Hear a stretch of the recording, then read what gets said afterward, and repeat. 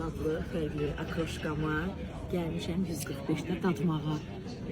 O qədər dadlıdır qızlar.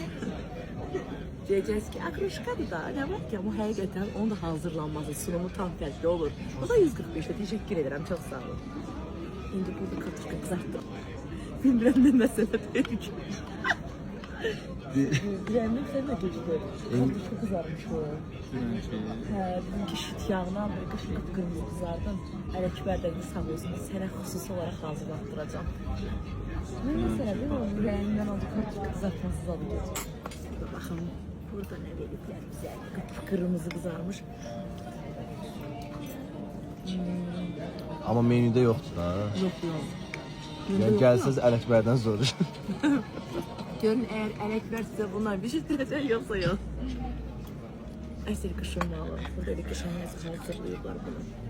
Üstünə bu da qəşəng belə göyərtində. Bir resepti yalnız bizdədir. Dada turşu. Nuş olsun bizə. İsti çörəklər də biz sizinədir. İsti ot kimi. Göz hakkınızı havalı edin.